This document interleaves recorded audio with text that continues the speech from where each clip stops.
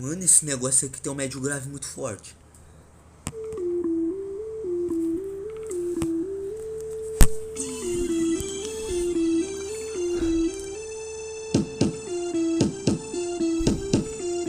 E aí, DJ Vilmi?